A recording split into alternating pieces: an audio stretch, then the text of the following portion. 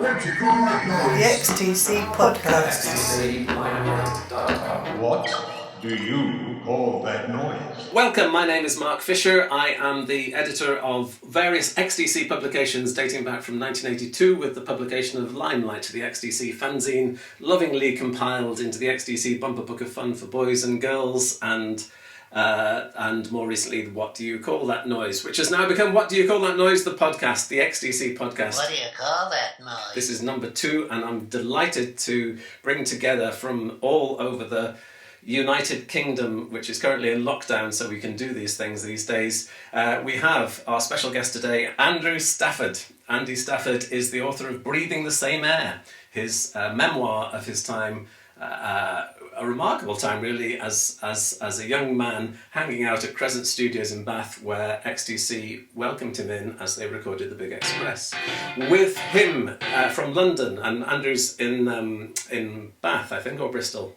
In Bristol. In Bristol right now. Belinda Blanchard is currently in London. Hello Belinda, how are you doing? I'm fine, thank you. Very fine. Belinda's claim to fame, as I'm repeatedly embarrassing her with, is that she's in the Dear God video. Not many of us can say that. She's also going to be at the XTC fan convention as XT she and he said in a sort of slurred sort of way. So we'll find out about that fairly soon. And here with me, in the same city as me, is Mark Reed. Hello, Mark. Hello. And David White. Hello, David. Hi, Mark. And we're just going to be chatting. We're talking about XTC. So welcome all. And I think one of the things about the breathing the same air is that sense of an ordinary fan turning up and being welcomed by people who you would expect to turn you away. Andy, what's your memory? The whole book is a memory, but what's your memory of that unexpectedness of suddenly finding a pop group who you expect to be rude, not being rude to you? You know, I was a 19-year-old fan, and the only time I ever saw them was when they were on stage, which was only once, or from videos, or from the front cover of their albums. So, in my mind, when I was sort of 19, there was this big divide between your heroes and actually meeting them. It was very rare you would have the chance. So the time I did turn up at the studio and eventually I did get in, I really couldn't believe it. And I couldn't believe how nice they all were. And I had expected to see security and record company people. In my kind of naive mind, I just thought it was a bit like going to Manor Studios, where I can imagine there were sort of fortresses and drawbridges to cross to get into the studio, but it was so unlike that. It was very humbling, actually. And that really comes across in the book. Of the others who I'm just thinking as a journalist over the years, and actually not least with XTC themselves, I've met a lot of famous people in my time, but some people are more intimidating or overwhelming than others. But Belinda, as an actor, I imagine you've rubbed shoulders with some fairly well-known people, or people who become well-known after you've met them. Are you starstruck, or have you been starstruck? Yeah, Judi Dench just said, "Don't name drop." Old ones are the best.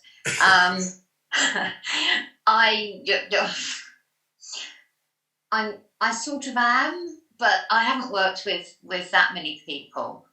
Sometimes I work with people and think, seriously, how did you get to be in that position? And other people are just, everyone's just really down to earth. I don't have I'm not, I haven't worked with a huge amount of what you might call famous people, but I do remember going out with someone many, many decades ago, and he knew someone who worked at Air Studios. Now, I don't remember how I got there, but I remember sitting on a black leather sofa in Air Studios watching, I think it was Madness, recording an album, and I don't remember even how that happened. And I wasn't particularly into Madness, but maybe after 10 minutes, I remember being told to leave. And I thought to myself, well, actually, that's quite reasonable. What was I doing there? So this story of, you just turning up and being welcomed is absolutely wonderful. I can understand, or could understand, if they'd have said, no, actually, we need to be concentrating here. We don't know who you are. You might be a journalist, even if you're 19 years old. Sort of piss off. I don't know how much bad language I can use. I normally swear all the time. So I would have understood that. But I'm actually quite not surprised at all that I was told to leave Air Studios. There's so much I don't remember about it, so I can't sort of go into detail, including how the hell I got there, but I can't even remember what album it was. I just remember them all recording it and then suddenly being escorted out. So that's my only story really relating to that. But as far as working with other so-called famous people, I've only worked with a few, and just people like the rest of us. They're all suffering from a varying amount of nerves, just like anyone else on set or in a play or something. So we're all people. Because I think you do get that sense, Andy, don't you, with XTC, that they are primarily musicians. They're not primarily famous people. They don't wake up in the morning thinking, oh, I'm well known, I'm on the telly. No, I think that's quite correct. And you certainly did sense that. I mean, I, being a lot younger, I did used to go to lots of sound checks and watch lots of bands. And there was a particular story. If you've read the book already, you'll see the Duran Duran bit, which you may not remember, where even before they were famous, I bumped into the band they were supporting, Hazel O'Connor, and Simon Le Bon just swanned up to me and said, "Do you want my autograph now? Would you rather wait until I'm famous?" And we said, "Who are you?" He said, "My name's Charlie." He didn't even go by the name of Simon Le Bon for some reason. And my friend who was with me said, "Sorry, I don't know who you are," And so some people are like it even before they've achieved a level of fame. But XTC are not like that at all. They just so nice. It's just one word, that they were nice. There's an echo of what's happening now is that if you work from home, if you're like me, all of a sudden you've got the whole family there, and this isolation, as they call it, is actually rather more difficult to come by. And I think they tend to call it flow these days. If you're basically concentrating on what you're doing, writing or art or music, whatever, you don't really want to be interrupted. And so I would have completely understood. And you do say, Andy, in your book that you would have understood as well if you'd been asked, yeah, well, thanks very much, but they're working, and don't want to be interrupted. Whether you'd have been, obviously you'd have been disappointed at the age of 19, but even now I say to people who are going past the kitchen table and I'm trying to concentrate, I'll say, yes, all right, I'll be with you in a second, and it does interrupt the famous flow. Well, I think I should say we weren't turned away by the band, but David Lord, the producer who opened the door when we knocked on the door, he, on behalf of the band, said, "No, we don't want you in here." But we just hung around outside, and because he let us listen, we could hear the music quite clearly from outside of the studio. And when the Dave Gregory stepped out for some fresh air and thought, "Oh my God, you're still here! We heard there were people there. Come on in." And of course, by that time of the night, they were probably winding down, so they probably didn't mind us coming in. It was probably 10 o'clock at night by the time we got into the studio, and they just played us what they had been recording that day. And to begin with, we did go on the evening, and I think by the time the evening was there, they were just winding down and they didn't mind us being there. But that doesn't answer the question why they were so nice during the daytime as well when I started going during the day. I thought it was interesting when, I think towards the end of the book, to just prove that I read it, you say that they'd been in the studio for 3 months. So 3 months. So at what point in that 3-month duration did you first turn up? Was it about halfway through, or...? I reckon it would have been 36 years ago now. I think it was in April that we turned up. So I think they've been in there since about March. I think I did check on Wikipedia, and it did say the recording, I think, started in March. So they've probably been in the studio for maybe 6 weeks by the time I turned up. So which kind of makes sense, because if you'd if you've probably been in the same situation, if you're in an office with the same people for 8-10 hours a day repeatedly, you're more than keen to get new blood in, someone else to speak to, someone new to speak to. Yeah. It's just the right time. So it was it probably would have, if you'd gone at the very start, it probably would have said, sorry, we're really busy. But by that point, we're probably grateful for fresh blood, people that didn't smell of sweat. Yeah. And it was a bit smelly in there. An awful lot of coffee was being drank. It stank of coffee. What do you call that noise? And the thing that I can remember, because weirdly, both Andy and I, I've discovered from reading his book, are born 2 or 3 months apart from each other, so we were exactly the same age. And actually, we were at Crescent Studios almost, within days of each other. And I was there for officially invited, I have to say, as part of, as the editor of Limelight. And I think that must have been fairly close to the end of the process, and it was pretty boring, really. What was going on? What I can remember, what was going on.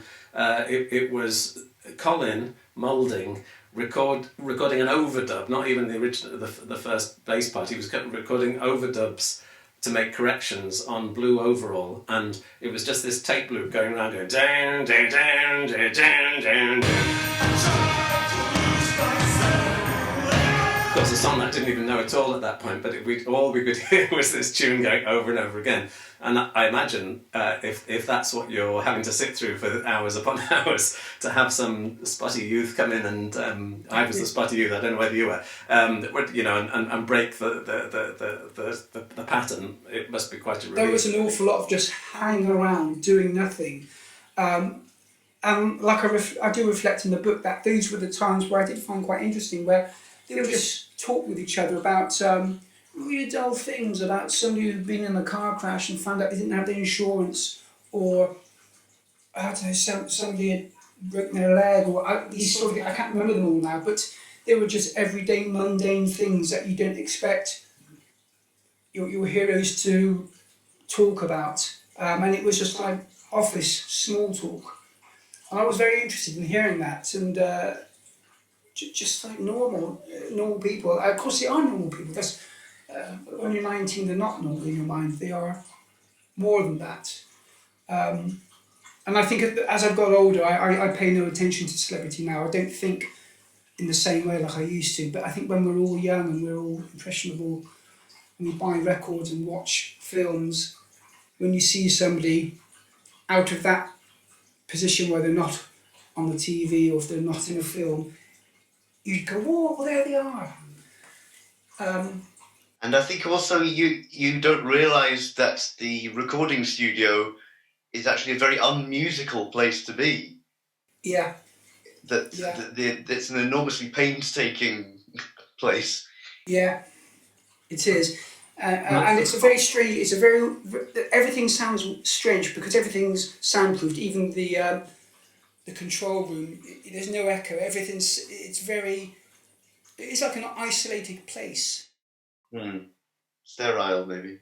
Sterile. I was just looking back at the write-up that we gave to it in Limelight, and I think this in Play at Home as well, or where XTC have such a visual imagination as well as a linguistic imagination as well as a hearing imagination, and on the wall they would have these amazing, unlikely sounding sounds that they would describe, words that would describe the sounds that they were looking for. What do you call that noise? This is a quote from Andy Partridge.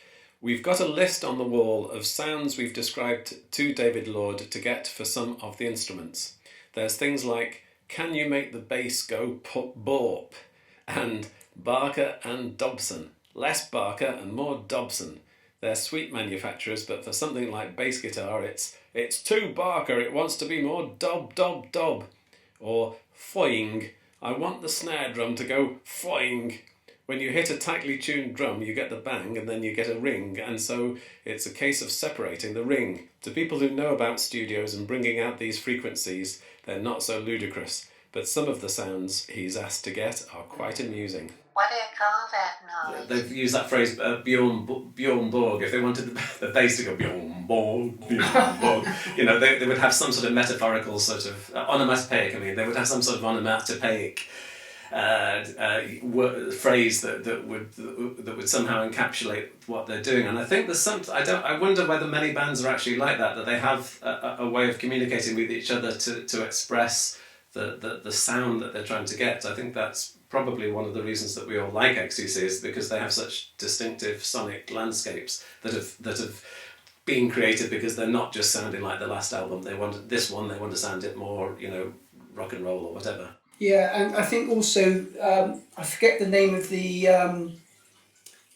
It's not like an illness that Andy suffers from, but he hears things in colours. Synesthesia, yeah. What was that again? Sorry. Synesthesia. Synesthesia, yeah, and I think that is an interesting thing to hear about, and I think that probably does reflect in a lot of the stuff he does, and I think it's quite interesting. I think it was the Play at Home film where Andy says he always writes about being outside, like on the farm or by the sea, and he never goes out. And Colin, who was a groundsman, who was always outside, tends to write more about being in a lot more. Which I don't know how true that is with Colin, but certainly with Andy, he does write a lot of being out on the farm and these kind of outdoor things. And I guess this all comes from the fact when he plays a chord, it looks like a puddle of water, and he'll write a song based upon that, even though he doesn't seem to go out an awful lot according to what he says. I think we're all of much of the same age, apart from Belinda, who's obviously much younger than the rest of us. And we all used to read the music press at the same time. I remember reading interviews of bands in NME all the time that said, oh, it's dreadful being in a band, it's just sitting around all the time, it's really boring, the only good part is playing live for 90 minutes. And you'd think, that's rubbish, you're a rock star, you're a pop star, it must be brilliant, you know, it must be wonderful. And then you read books like your own and you go, no, it's really, really boring, it's really dull. You can understand why they kind of go, this isn't what I signed up to. You know, I was playing gigs in a pub and having a great time, and now I'm sat for 3 months doing 10 hours a day in basically a living room with lots of guitars and speakers in it. The person most at home in a recording studio, I think, is really the producer or engineer. They're the ones twiddling the knobs to get the required sound, trying to get the described sound down on tape, as it were. They're the busy ones. They're the busy ones, yeah. Yeah. I was remembering, because I saw XTC live twice, and maybe there's just something about your boldness when you're age 19 that you will think, oh, well, let's just go backstage after the gig. And I know people still do that now, but thinking it back now, I'm thinking, would I still do that? Would I still go backstage and hang around? And actually, we did hang around after Big Big Train. David and I did that to see Dave Gregory, but we knew Dave Gregory there, and Yvonne Wooten was there, so we went completely. In fact, everybody was our age anyway, so it didn't feel as though we were gate crashing a teeny bopper crowd. But there is that sort of, I think, Andy, in your book, that boldness that you had in the first place to go not only once but then twice. I wonder whether you would do that now at your great age. No, I don't think I would bother. No, and I think I mentioned somewhere in the book that I do think it's quite good to keep a distance between your heroes, because it's nice to have that air of mystery, which you do lose once you get to know them. And I did get to know them quite well during that 2-month period. They don't remember me at all now, unfortunately, but I obviously do remember them. But at the time I got to know them quite well, and it did break down the mystery of who they were, which was nice. But when I then listened to the albums which came later, which came after, you know, Skylarking especially, but I think probably because it's recorded such a long way away in America with Todd, and that kind of brought the mystery back again. That made me think, oh, who are these guys? You know, these brilliant songs coming from across the pond. It made it more like it was in the early days when I didn't know the band. Does that make sense? Yes, it does, and I think there's.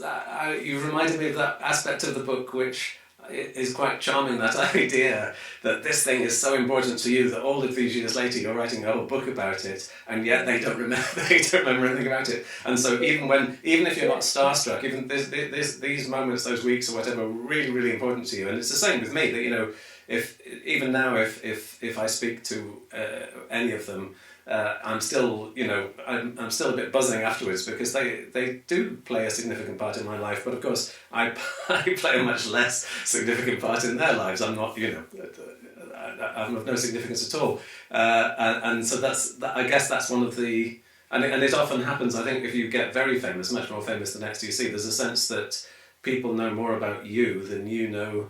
Could possibly know about them. They're a stranger to you, but they've read all about you in the newspapers and whatever, and so you're always going to have a one-sided conversation where it's quite difficult to get to know people, I imagine. But it's true that they didn't remember me, but they did remember the other star of the book, which is my red Mars Minor. Well, they didn't. Dave did. I drove everywhere in a. It looked as though it should have been a souped-up Mars Minor. It had huge wheels and a little steering wheel and bucket seats, and it looked like it should have had a 3.5 litre engine underneath the bonnet, but it didn't. And Dave became quite enamoured by that car, and he used to sort of poke around it, and it reminded of him when he was a little boy. So when I wrote to him, I sent him the photographs before I'd even thought about doing the book. I sent him the photographs that I took at the studio, and he said, "I don't remember you, but I remember the Mars Minor. I remember it because it reminded me of his auntie," and I reminded him that he told me that. And unfortunately, his auntie just died at the time, which must have been around about October time. But he remembered the car, but not me, but never again. Back on your gravestone. Yeah. I remembered my car, but not me. I remembered my car. I don't even have any photographs of the car. I'd love to put a picture in, but I can't find it anywhere.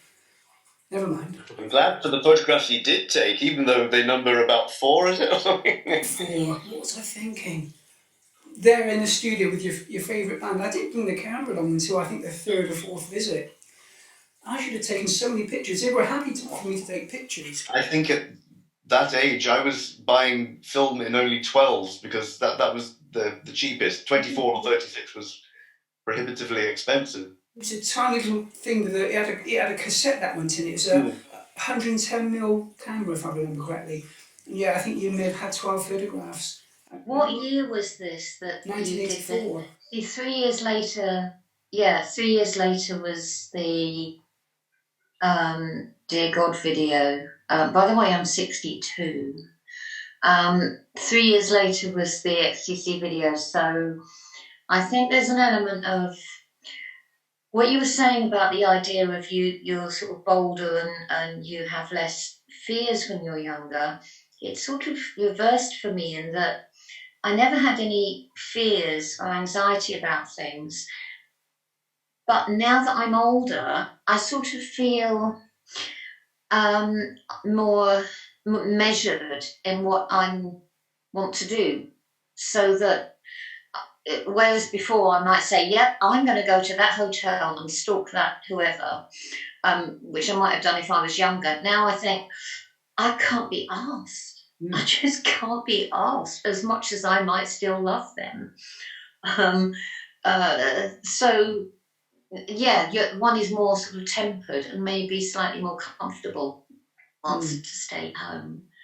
But I'm also interested that they don't remember you. It also means that, they were very insular almost, and maybe being very protected, because I got that feeling doing video. They were being very protected and cared for, and what they were wearing, everything was always being brushed down and made sure there were no specks or dust, anything.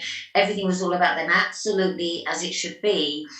So there wasn't much, we weren't even allowed to eat on the same bus as them. They were absolutely kept separate from us mere mortals. But that's as it is, and I can remember I can remember the crew more. So it was difficult to approach them, but at the same time, I wasn't the fan I became from the minute I read the song sheet. And that surprises me because, from my experience, I can't imagine them being in a world where they would be kept apart from normal people, so to speak. Yeah, but film sets can be very protected and special, highly pressurised places. To me, yeah. What do you call that noise? What do people think about the sound of the Big Express? Because people, if you see people on Facebook and whatever, you often hear people talking about the Big Express, sometimes as their least favourite XTC album, but quite commonly they'll say that's the one that's got the 80s sounds stamped all over it and is dated in terms of its sound more than some of, or in fact more than all of their other LPs. That's what people will. That's what certain people will say. I'm throwing out the question, not saying whether I agree with it or not, but David, you look as though you're having an opinion about that. Well, because I think it's an absolutely wonderful album, and I know exactly what you're talking about. That Big Express does tend to get overlooked when you're talking about XTC's highest achievements. But no, I think the songs are just lovely. They're every bit as good as what came before and what came after. The sound that maybe one sort of thinks, is in one's head when you talk about the Big Express, is you're aware of the more industrial sounding percussion. I think when you say the Big Express, to me, I'm thinking that, and that does tend to echo with the front cover, for instance, with the title. The sort of theme of the album does echo the industrial past of Swindon and so on. So I suppose it's only fair that you should, when you hear that title, you think of the industrial sound that does accompany certain ones. I mean, Blue Overall has a lot of industrial samples on it. Let me think what else. Even Shake You Donkey Up, which is a sort of hoedowny sort of tune, it's still got thumping drums. But remember, this is kind of in the wake of Terry Chambers, who thumped them like Billy-O up until just the summer before. So I don't think it's quite the departure that we think. It does make extensive use of samples, though. Particularly the start of the Train Running Low on Soul Cold, for instance. Again, it's to generate an industrial, momentum. So there's plenty of that. But look at I Remember the Sun, or This World Over. There's plenty of counterbalancing to it, and Seagulls Screaming, which is definitely a sort of standout track. If you hear the drum track, it's actually on the gentler side. It doesn't thump.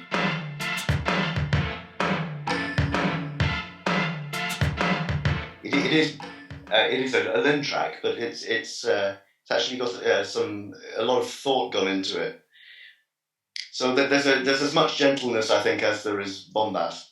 I was just thinking that when finally, after the coronavirus lockdown has finished, if it ever finishes, the XTC fans are going to need a greeting, and I thought Shake You Donkey Up would actually be quite a good greeting that we could give to each other. You could say Shake You Donkey Up, and the other person would say, I don't know, they would say, and also with you. I don't know what they would have to say in return. The loving. It's like a vigorous handshake, Shake You Donkey Up.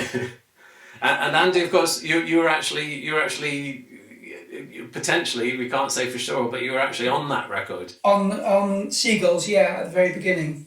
The only way I can say that I'm in my gut, I am sure, because I didn't hear what was happening, and I might have to go into more detail for Belinda, but I didn't know what I was doing on that record when I was recording with them, so I couldn't hear it. And I didn't hear any playback, but the following week I said to Andy, what did that sound like, what we did together? And he said, I sounded like I was singing through a brown paper bag. And when you listen to the beginning of that song, when he's going na na na na na na, it's got that crunkly paper sound to it. So I do think what I did was what was used, but it could have been re-recorded.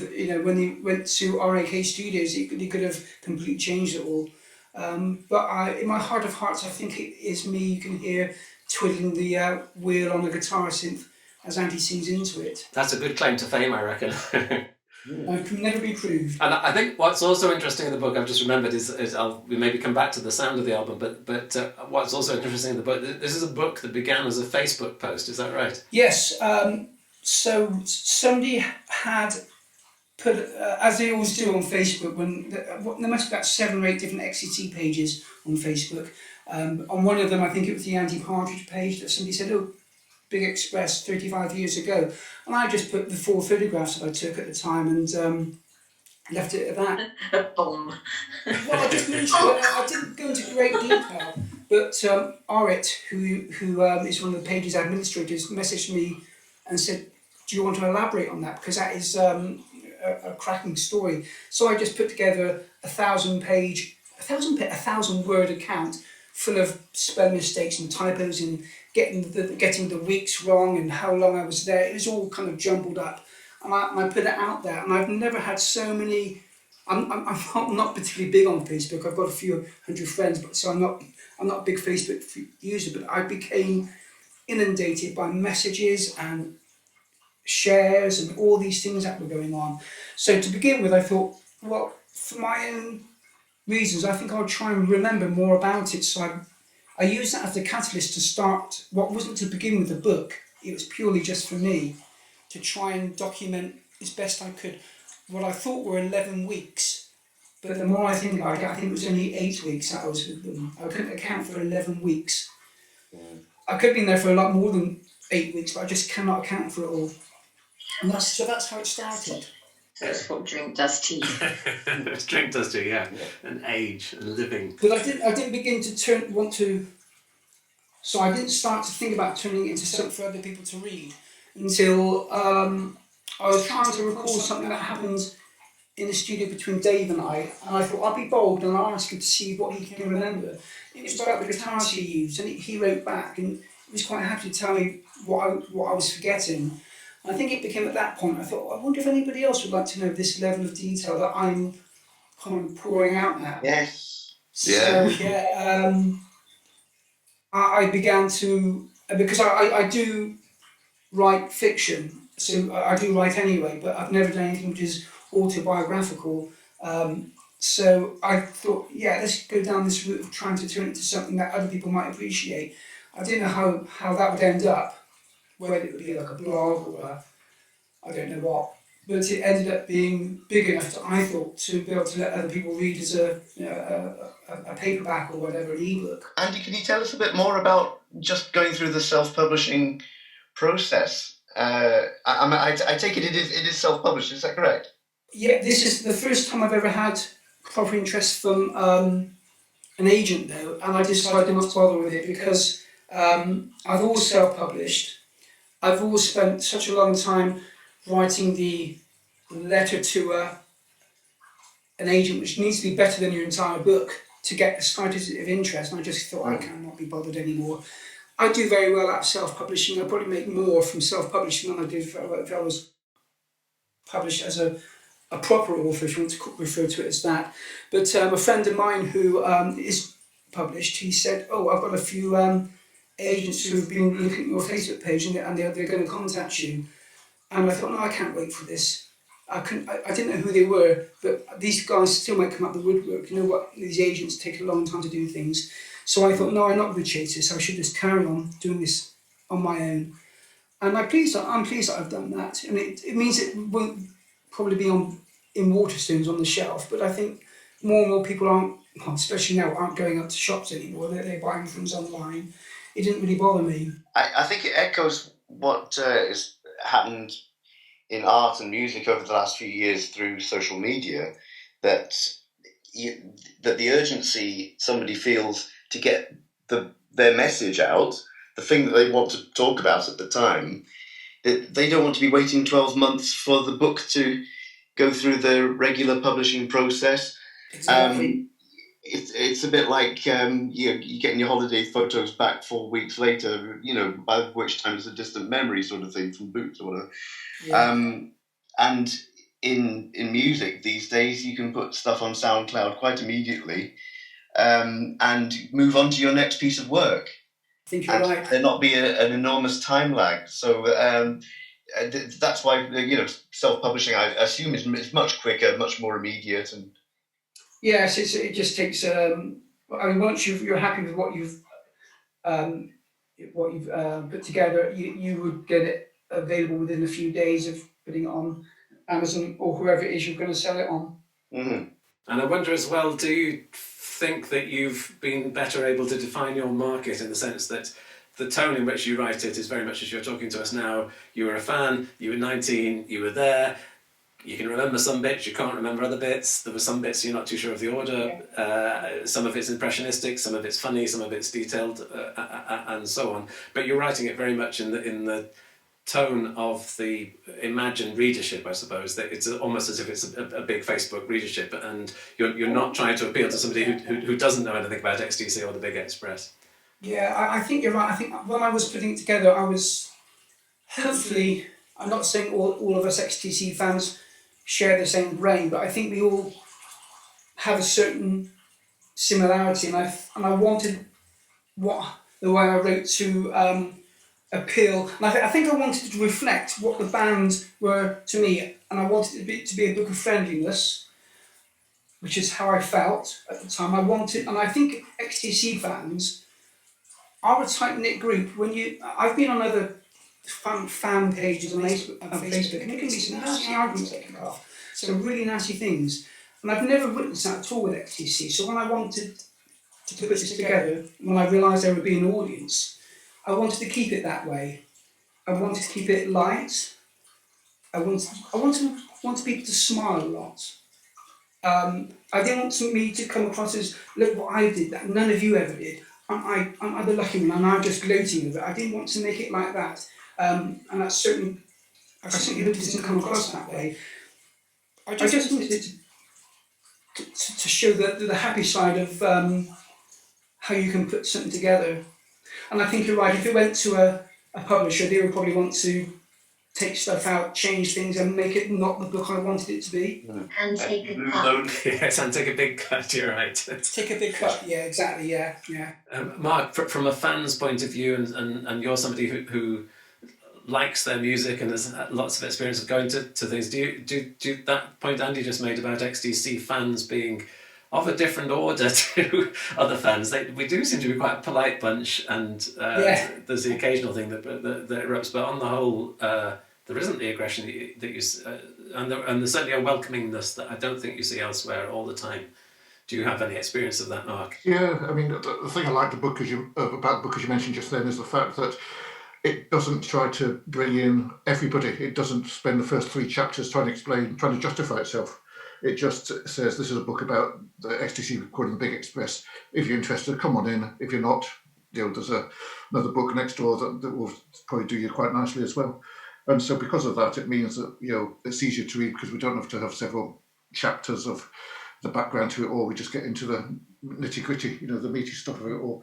And it's, as you say, it's it's a fascinating book. It's one of these books that will if someone's writing a biography of XTC, that they would normally go back to the album reviews, or would go back to the fanzines, whatever, and they miss out on the detail the books like this can bring out, all in favour of them. It's kind of like 100 years ago when history changed. Up to that point, it had all been written about kings and queens. Then E.P. Thompson wrote the history of the English working class based on scraps of journals that no one else had looked at before. And it's that kind of interesting stuff that doesn't make the big books that is actually more fascinating because it's more detailed and you get more out of it. You get a better feeling of what actually happened, of what the people were like, than you would if it was just a case of here's the review from the NME, here's the review from Melody Maker. Definitely there's a much greater sense of what they were like as people. What I also liked was the fact that you referred to it, but obviously hanging over them at the time was all the legal issues, the tax issues, and that obviously had a big bearing on what was happening when you were there.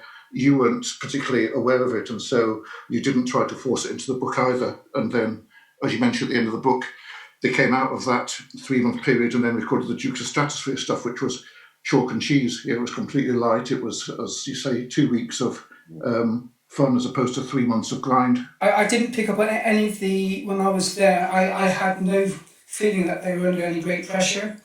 They certainly they weren't laughing and joking as they were recording. There was a sense of seriousness about what they were doing, but I didn't feel that they were sweating to get an album out which had to sell. I didn't sense that at all. I didn't sense any. It wasn't until a long time afterwards I understood that they were, were in a bad way financially. I think probably I was a little bit wrong in the book, because I think more of the issues were to do with the fact that he just didn't get paid, because allegedly the manager tied up to a bad contract. And I do remember Dave saying that he had another job at the same time as being in XTC. And I think he said he was a delivery driver. That's what I put in the book. I think that's what he said he did. He dropped off parcels and things. Which to me, I thought, how can that be? You're on top of the pops. You know, you've been on tour, and why do you need to deliver parcels or whatever it was he said he did? But I didn't get a feeling that they were under any pressure to get anything out which was going to do any better than anything they did before. It's an interesting record because, to slightly contradict what my colleague David was saying, for me, obviously I played it again this afternoon before coming on to here. I played it a few times reading your book.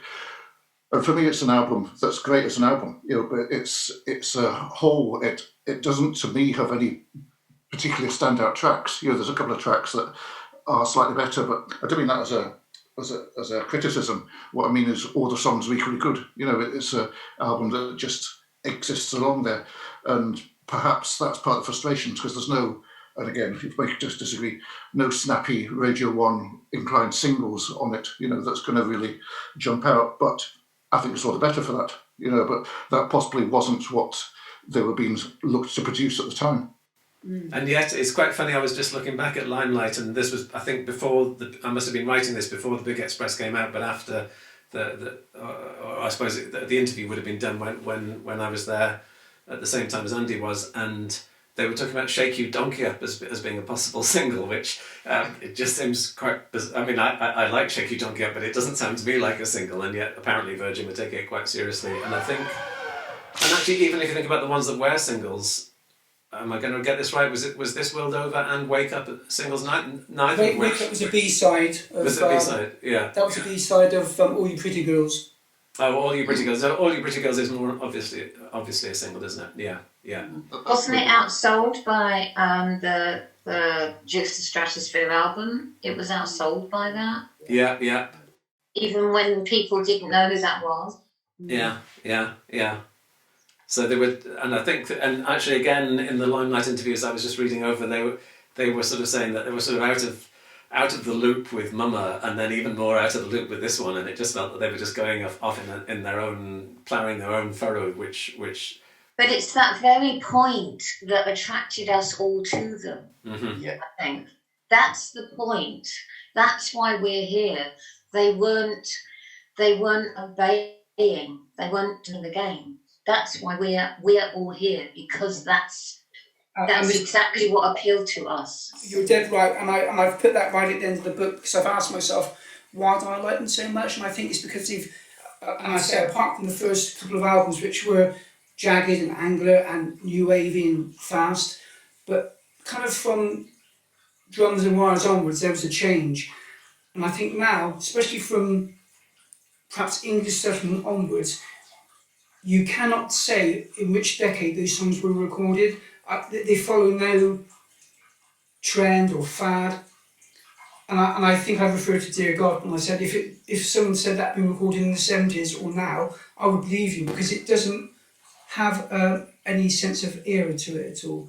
Do you know what I mean? Yeah, I think, and I think that's one, coming back to that question about production, which we were talking about earlier, I think it's true of all of their albums, but I think you're right, possibly with the exception of the first two, that they're gaining in popularity in a way because they're timeless, and you can't just say, oh, that's a Duran Duran album at the time of the excessive the sound, the new romantic sounds of that particular era. They don't comfortably fit in with that, and therefore there's an odd timelessness to it. There's also a bit of, I'm not sure what the word is, you mentioned in there that Andy particularly was obsessed with the Linn drum. You mentioned that they borrowed the emulator, I think, from Tears for Fears. And the problem with that is, at the time they got them, there would have been new and exciting cutting-edge instruments, whereas 2 years later, they won every single record you heard, you know. So whereas when they used it, it was innovative, it was new, it was exciting, no one had heard it before. By the time the records came out, it was just part of the standard vocabulary of music. And, you know, that's not their fault. It's similar, I mean, I love Kate Bush, but if we listen to Running Up That Hill, you say, I wish they hadn't used the Lindrum on the drums, because, you know, it just so obviously dates it. But at the time, it was the future. They weren't to know that every record was going to have it on there. So. Yeah. But I find it difficult to know the difference between some songs which Pete Phipps played and some songs which were maybe a mixture of him and the drum machine and ones which were just the drum machine. So I think they did utilise that machine very well. The precedent had been kind of set 20 years before with the Beatles, having toured right up until 1966 and pedalled these pop tunes around the world, wonderful that they were. Within 6 months, they were recording among the most artful departures the music world has ever seen. It wasn't a precedent. I mean, 10cc, Godley and Crane were present mine, and they Consequences. Just by the mould. XTC developed art really in the studio in much the same way as 10cc and definitely the Beatles. I think in the studio, which comes back again to that thing I was saying about their list of the sounds they were trying to go for. It's that's not what a working band does. You know, if they're going to go on the road, they want to make it sound like the drums sound and like the guitar sound. You haven't got time to make each song sound differently. The thing you're kind of referring to, David, is things basically using the studio as an instrument. You know, it's another instrument in the thing. And as you say, the Beatles, the Beach Boys, they are started doing that. And it's interesting that even now, when Andy, on the occasions, does tweets or does anything, he talks about the shed as though it's an instrument itself, you know, because it's the recording space. It's not, the recording studios have changed. It's now not normally something you go where you've got someone like David Lord who holds your hand and does all the stuff for you. It's you sit in a chair surrounded by a couple of laptops and it does it all for you. So it very much becomes another tool, another instrument in the thing. So the nature of that's all changed. Which isn't necessarily a good thing because, you know, producers played a key role, you know, and sometimes the last thing you want to do is let a musician produce their own album, you know, but not particularly in this case, obviously. And do you talk about being a musician in the book? Did the experience of being in a real professional studio with a real professional band, did it intimidate you? Did it inspire you? Did you end up on top of the pops? I did think it did inspire me. I had been in studios before. My band were a tin pop band, which kind of just did the gigs around Bristol and a few Battle of the Bands competitions. So we had been in the studio, but yeah, definitely stepping up to a 24-track studio with a desk that was so big that I'd never seen before. It was good, and I did eventually begin a career as a recording engineer. So I think being with XTC definitely pushed me in that direction. So although I didn't see very much being recorded, and I did put that in the book, because I didn't see Dave play a single note. He didn't record a thing. He was just there drinking coffee most of the time. But seeing the process as I saw it, which so it wasn't very much being recorded when I was over there, did inspire me to want to do more. So eventually I did have my own little mobile 8-track studio, and I progressed up to working for a studio in Bristol in the mid-80s. So I think it did inspire me, yeah. Are you still in touch with your lady friend at the time? Has she seen the book? We don't know each other anymore. She may know that I've done the book, but we're not in contact anymore. So I'm sure someone's probably told her about it. She enjoyed it for the first few weeks. I think she got a bit bored after a while because I think she was so fed up with me just staring at my heroes and asking them stupid questions. I think it probably became a bit embarrassing for her. So when she stopped coming along after that third week, I think. So after that, I was there on my own. But she certainly was impressed by how lovely they were because although she did like XTC, I think she just bought my records. I don't think she bought her own. So she would have the more normal conversations. And I do put a paragraph or two of when Andy turned up in a posh suit. It's the one in the photograph. And she said, "Oh, you got a lovely suit. Where did you buy that from?" And they were talking about clothes and Malik seeing it, or wherever he bought it from. And I think she was more down to earth than Clapton I was. Man at CNA, oh my God. Top Shot probably were. I can't think what it is. He did say his wife made him buy it because she was fed up with him wearing jeans and a jumper all the time or something. CNA shirts, by the way, you can still get the CNA. There's a CNA in Germany. Is there? In Freiburg, where my daughter's studying, and I thought CNA, wonderful, and I went in and bought a pile of shirts. I miss Woolworths. What do you call that noise? David or Mark or in fact any of you, have any of you had that experience that there's the sort of cliche that people say you should never meet your idols because you'll always be let down by the reality of them? I've yet to meet my idols. Oh no, I did meet Tony Curtis. I tell a lie. And did he let you down?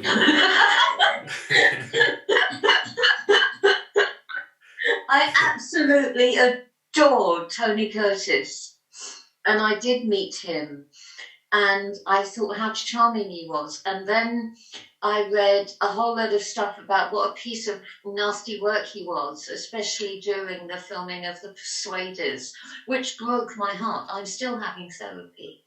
Apparently he wasn't very nice. He didn't leave any money to any of his children. And at the end of the filming of The Persuaders, listen, this is interesting. I know it's not about XTC, but you started it.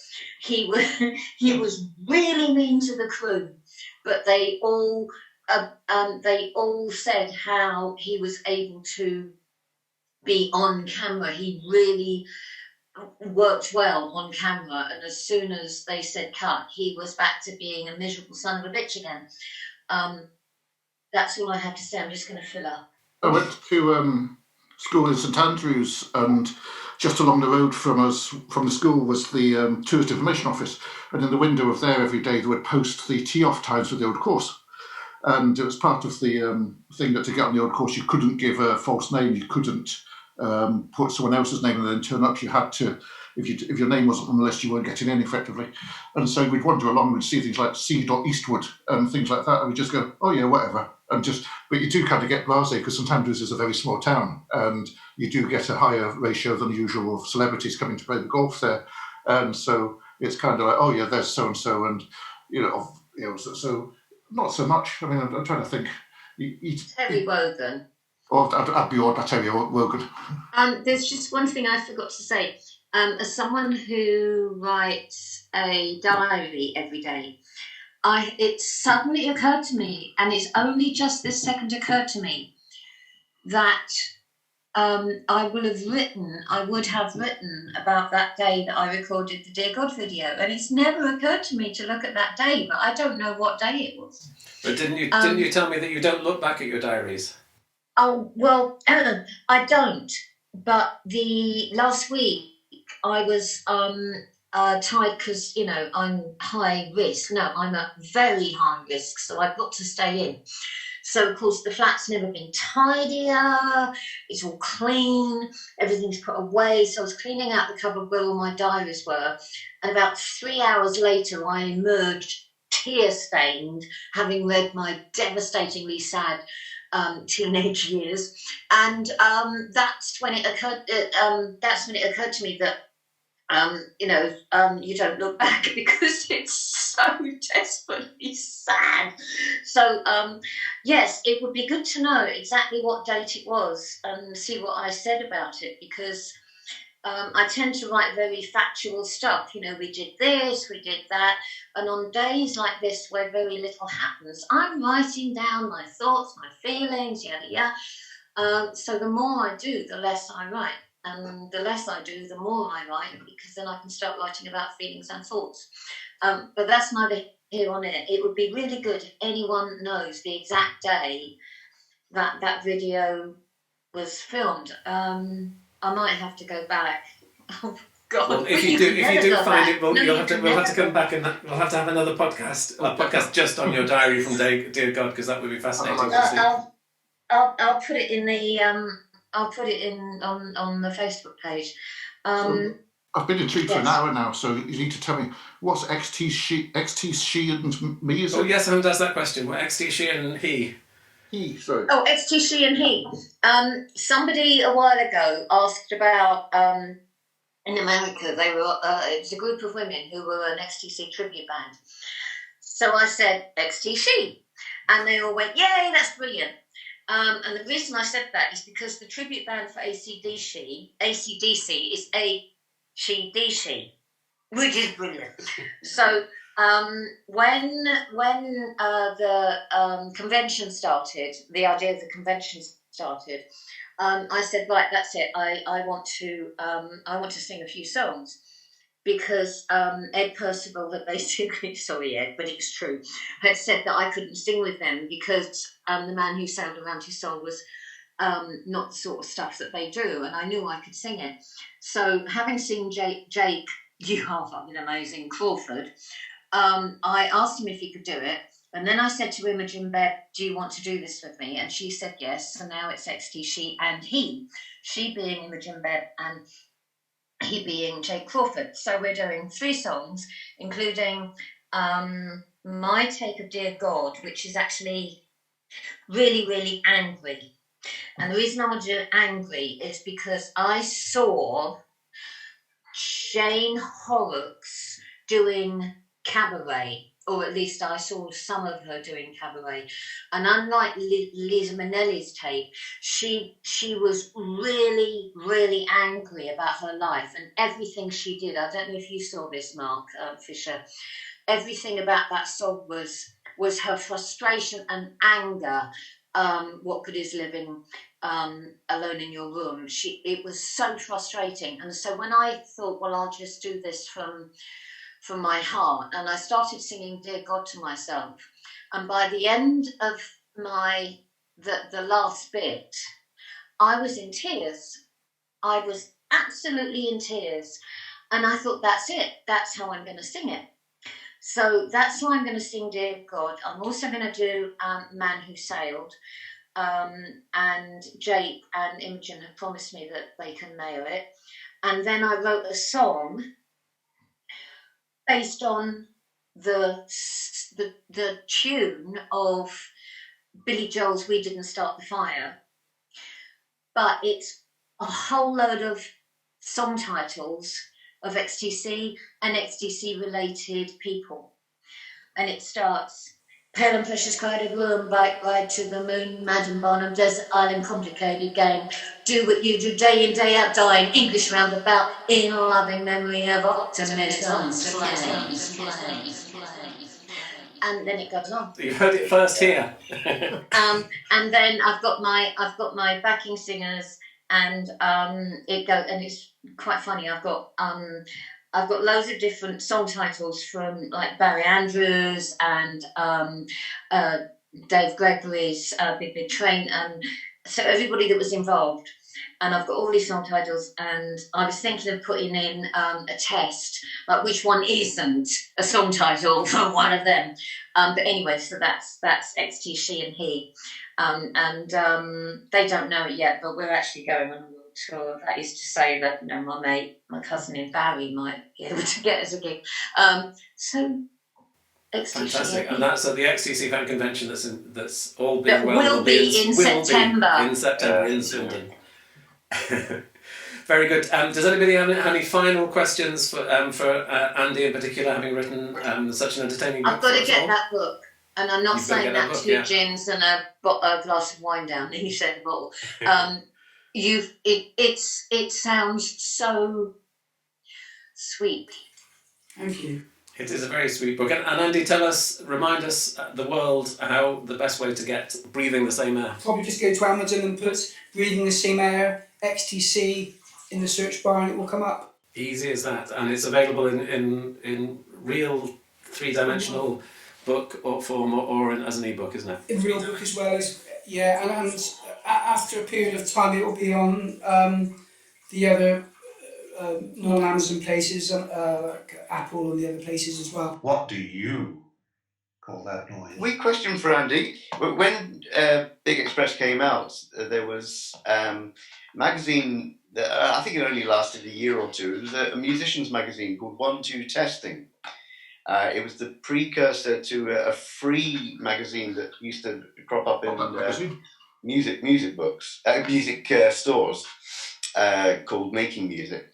The same people. But anyway, 1-2 Testing had a fantastic interview going track by track through Big Express when it was brand new, with all three of them, possibly David Lord as well. I'm not sure about that one, but going into some detail about with each track. So it'll be presumably summer or autumn 1984. But I mean, so many details of it are still I can remember. Even now, it was just from reading and absorbing a magazine article, 3 or 4 pages, 1 or 2 pictures, just talking about the experience of recording it, and there were 1 or 2 things like you mentioned in the book, biscuit tins, for instance. Yeah, but I think that was in the context of just eating biscuits. One of the techniques they used to try and get a kind of extra metallic drum sound was to attach biscuit tins to the drum kit. Did you see that happen? No, I didn't see that, and I had no idea about that, but the only reason why that's in the book is because I was asking a few friends at the time who knew me, did they remember anything that I've forgotten? And one friend said, no, but I remember coming round your house. You had your little X15 Porter studio, and you had tins and pots and pans, and we were banging them. That was your percussion, was it? Yeah. That was, yeah, we were just messing around, and then we got bored and ate biscuits. And so I hadn't seen XTC do that. Not that I remember, but maybe I did, and maybe that's why I did it at my own home. So apparently you sort of peak Friends biscuits. Yeah. Tin, just to get an extra chink. Yeah. That's the industrial sound you're trying to... Biscuit tin. I think that was possibly Shake Your Donkey Up. I'm not sure, but it might be. No, I'll have to find that. I'll have to see if I can get my hands on a copy of that. Yes, 1-2 Testing, as I say. Yeah, I'll look for that later. Okay, well, thank you very much, David White, Mark Reed, Belinda Blanchard, and of course Andrew Stafford and Breathing the Same Air, which is available on Amazon and in future elsewhere as well. Thank you very much. That's been fantastic. I'm still Mark Fisher, and we'll see you on another podcast. Keep safe in these strange times. Bye. Thank you. Bye. Bye-bye. What do you call that noise? Thanks for listening. A couple of footnotes before we go. You can find Andrew Stafford's book on Amazon by searching for Breathing the Same Air. The XTC Convention 2020 takes place in Swindon on the weekend of the 18th of September. You can find out more on Facebook by searching for XTC Convention 2020. You can buy the XTC Bumper Book of Fun and What Do You Call That Noise from my website, which is at xtclimelight.com. And you can listen to more episodes of this podcast by keying in What Do You Call That Noise, the XTC podcast, into your favourite podcast app. Please do subscribe while you're at it. If you enjoyed this podcast, please consider supporting future episodes through my Patreon site, which you can find at patreon.com/Mark Fisher. That's patreon.com/Mark Fisher. I've got loads of ideas for future episodes and I can't wait to get recording them. With your help, I will. Thanks again. See you next time. What do you call that noise? What do you call that noise? Have you got enough now, Mark? I think I've got quite a few. Okay.